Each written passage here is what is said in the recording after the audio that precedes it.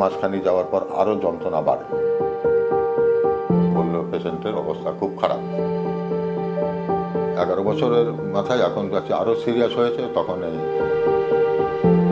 এখন মোটামুটি খাওয়া বন্ধ হয়ে এসেছে।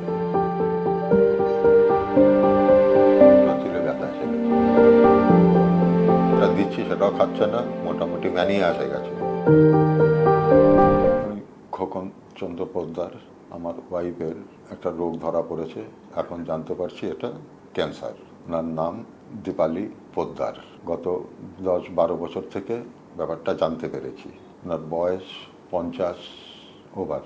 আমি তো 12 বছর আগে জানতেই পেরেছি। তো একটা বায়োপসি রিপোর্ট হয়েছিল, বায়োপসি রিপোর্টে যা লেখা ছিল সে ব্যাপারে আমি কিছুতেই অবগত ছিলাম না। ফাইলের সঙ্গে ডাক্তারের টিকিটের সঙ্গে রাখা ছিল। যখন একটু কানের ভেতরে ব্যথা হচ্ছে, ডান দিকের কানের ভেতরে ব্যথা হচ্ছিল, তখন আবার হসপিটালে পাঠানো হয়। তাদের ওনারা দেখেন, দেখে শুনে সাধারণ ট্যাবলেট দিয়ে ছেড়ে দেয়। মাঝখানে যাওয়ার পর আরও যন্ত্রণা বাড়ে। তখন টুকটাক আমাদের এলাকায় ছোটোখাটো ডাক্তারদের সঙ্গে কথা বলেছি, তারা ধ্যান দেন, বলছে কানের ব্যথা, পটা লিক হয়েছে, নানান রকমের। তো আমার এক বিশেষ স্পেশালিস্ট পুরনো কানের ডাক্তার, তো ওনাকে আমি একবার ভিজিটে এলাম।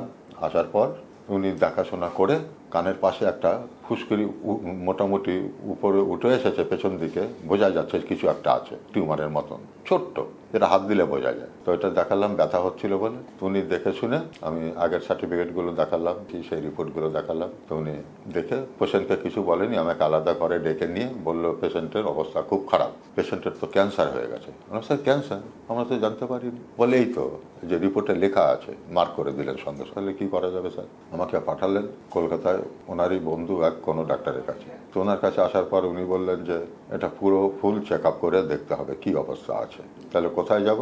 New town. ওখানে দেখানো হলো, সব চেক আপ করিয়ে উনি নির্ধারণ করে দিলেন যে এটাকে অপারেশন করতে হবে। তো অপারেশন করলে কি কি হবে উনি ডিস্ক দেখিয়ে বুঝিয়ে দিলেন। চোখ খারাপ হতে পারে, কান থাকবে না, কিন্তু এখন অপারেশন করলে বেঁচে যাবেন। তখন আমরা চিন্তা করলাম, ওখান থেকে ফিরে এলাম, এসে কি করা যাবে তাহলে। এই করে দিন কাটাতে কাটাতে কাটাতে কাটাতে আর সেই 10 বছর পার হয়ে গেল।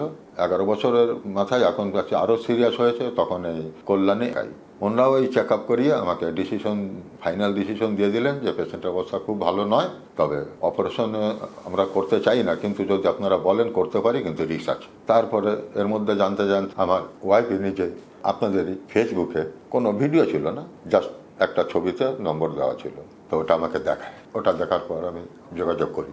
যোগাযোগ করার পরে জানলাম যে হায়দ্রাবাদ, বেঙ্গালুর, আদার। তো ওখানে কথা বলার পরে বললাম, না ম্যাডাম আমি তো কলকাতার লোক। বলে হ্যাঁ, কলকাতার মধ্যে চেম্বার আছে, কালীঘাট। বলে তাহলে স্যার আমাকে অ্যাড্রেস দিন, আমি যাবো। তখন পেয়ে গেলাম, তাই আসার জন্য রিসেন্ট 1 সপ্তাহ টাইম দিয়ে নেই। এখন মোটামুটি খাওয়া বন্ধ হয়ে এসেছে, টনসিলে ব্যথা এসে গেছে।